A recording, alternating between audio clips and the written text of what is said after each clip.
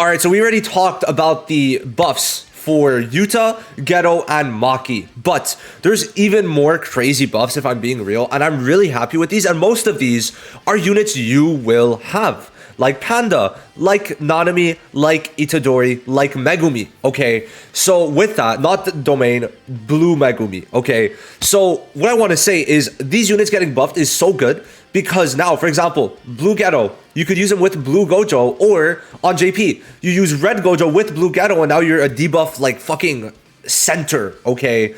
So other units getting buffed, especially blue Geto, as he's pretty much, there's not many Getos, so it's gonna be hard for them to overlap, right? Which is one of the best things about these buffs, is that you're not gonna have Yutas overlapping, you're not gonna have Getos overlapping, not much. I mean, there's 2 Getos, but you know, but it's like when Gojos are good, sure, it's nice, but it makes sense because you can't use 5 Gojos in a team, right? So these units getting buffed is absolutely insane, and I just want to say Geto's probably, I'd say, like top 5, maybe top 10, like between top 5 to 10, I'd say. Like, he's actually just that good now. It's actually just insane how much they buffed him.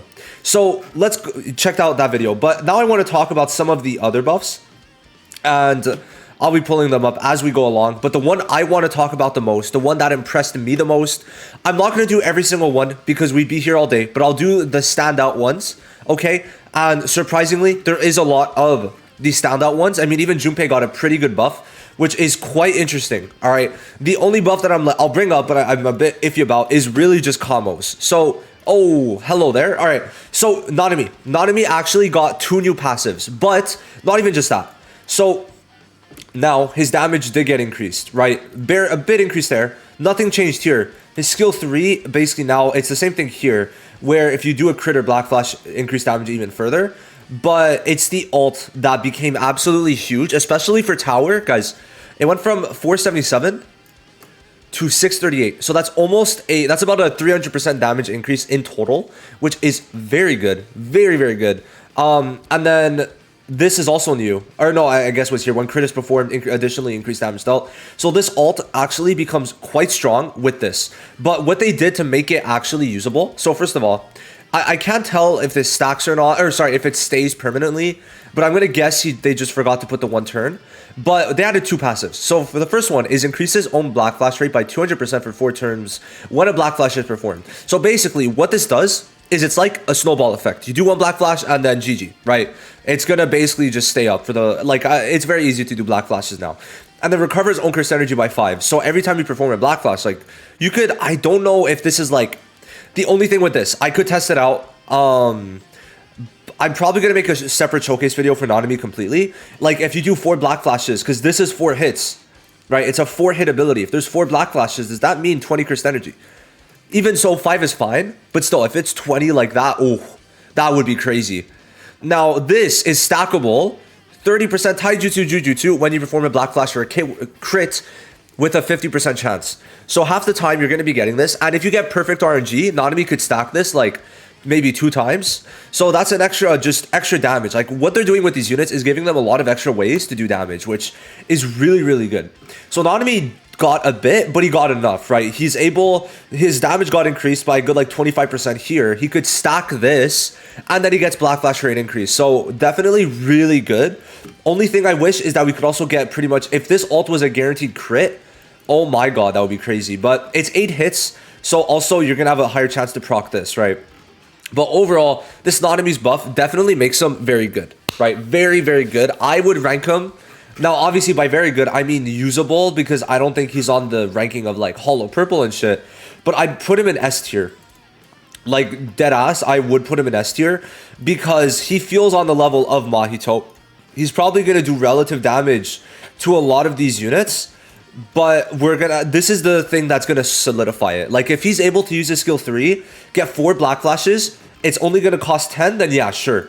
But if it's only 5, then maybe he's like a high A, low S. That's what I'd rank him right now. So next up we got Panda, which actually I think what they did with him is even better than what I was asking. So what they decided to do with him is basically His main thing that got increased was damage. So here, a bit of a damage increase if you're in Gorilla Mode, which remember, Gorilla Mode, if I remember correctly, is from the alt. Yes. So skill 2 is another Bible. So it costs 25 now, which was from this the second buff, or first buff, I should say. So it taunts, same damage reduction, increases own alt skill gauge charge rate by 10% for 2 turns. And then if Gorilla Mode state is active, it goes into I'm kind of pissed now. But what they added was damage reduction. So it's become same damage, but also damage reduction, which is huge. Okay, very big. Now then, the skill 3, it costs 50 now, keep in mind. 500% stayed the same about. And then all they really did was give a mini AoE buff. So that's meh.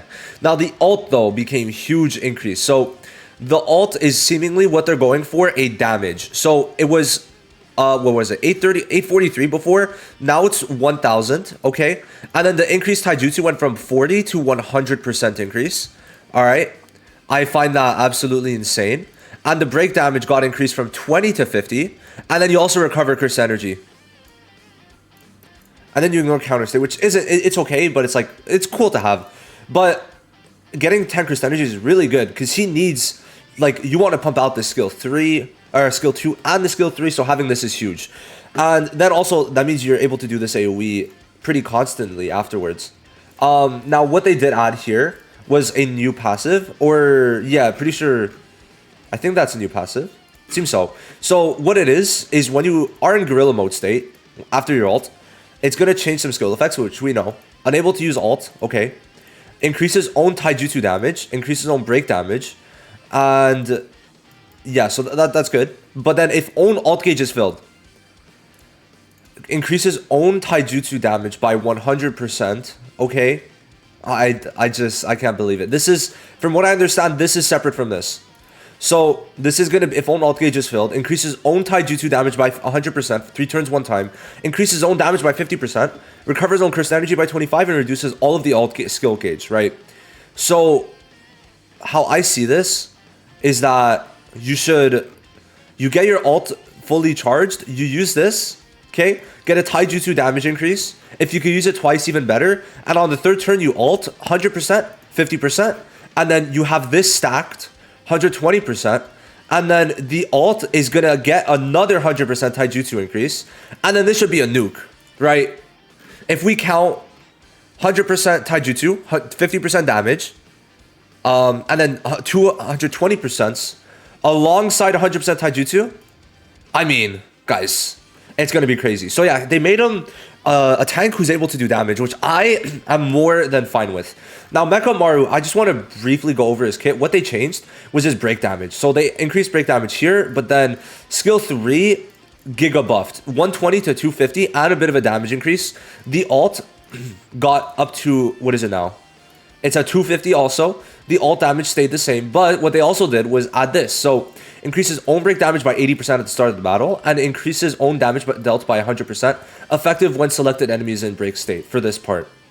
Now, what else is there is that when you break the enemy, you get a 150% damage increase, which means his break damage increasing and him having this also allows him to get the breaks quicker, which, putting it with someone like Hidden Inventory Gojo, if you get Mechamaru on like your 1 free or 2 free multis, right, it could be good to just use him, and he's actually not going to be bad. Like, he actually has some uses now because he's going to be break.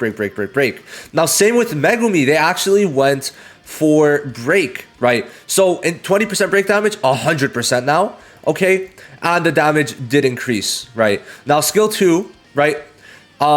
Break damage. Oh, bro, look at that. So it was 130% with a 98% chance to stun. Now it's a 120% chance to stun. Increases the selected enemy's Jujutsu damage received. Okay, decent. And then when the Divine Dog Totality is active, it's 100% break instead of 20%. And then deals 360% instead of 240. So it's really, really good. Now, the AoE just got massively buffed. I mean, basically a double damage, and it also costs 20. So I would definitely say that... oh, wait, I should probably compare it to this one, but it didn't really... Yeah, okay. So they really heavily, massively changed it, so we'd love to see it. Now then, the ult, right? So it used to be increased on break damage by 100, stayed the same.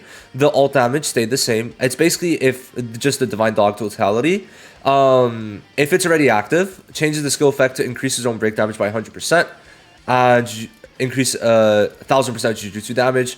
Where what they change? Nothing changed, did it? I don't think anything changed. It's a bit I don't know what's going on here. So I'm gonna leave that be. But what they did add, let's talk about it. So this stayed the same, I think. It seems like it stayed the same. Yep. So there's that. But what else they did was change the second one. So at the start of the battle, you get an 80% damage increase when the enemy's in break state. But remember, now you have increased break damage, right? Remember, your break damage has gone up. It has gone up, so keep that in mind. But then if Divine Dog Totality is active, which is from the alt, increases on alt skill charge rate by 40%. And then if it's not active, you get a 20% increased charge rate, which means you're going to get your alt quicker. And he's at 1300. If you combo this with other alt gauge increases, like he's going to get his alt pretty quick. And after he uses his alt, he gets it even quicker. I like it. It's not a big thing, but it's good enough. Now, Yuji, I really like it. It's simple. Okay, what they do, they just increased his damage and a certain chance of performing Black Flash, decent. Now, this did not get changed. The buff is fine, which it didn't really need change. But what they did is make this 5 less. I don't think they increased the damage. Okay, 4 hits. And then decreases crit res a bit more. And then certain chance to perform Black Flash, which is decent. And this is... Okay, look at that.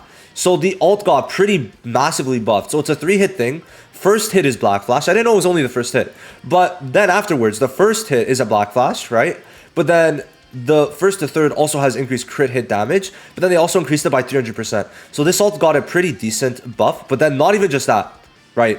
What they decided to do, when you perform a Black Flash, you get 30% Taijutsu for 3 turns, recover 5 cursed energy, and increase own Black Flash rate by 100%. So it's going to help a lot, especially if you get the crits. Like this alt is going to do a lot more now, and it's much easier on the alt to get Black Flashes on every single hit, and the damage is increased.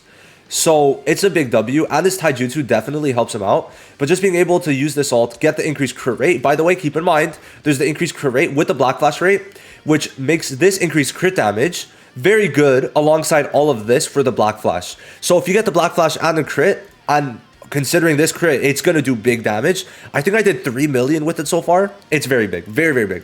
Now, afterwards, Junpei actually got pretty decent buffs. It's just very hard to understand. So the damage, from what I understand, decreased, but they... Oh, my bad. No, it did not. Yeah, so it's the same, but decreases the selected enemy's damage, which is a bit higher, and then also could get an extra 15%, depending on how many turns of dot it has. If there's 3 turns of dot on the enemy for poison, then it goes up to an extra 15%, all right?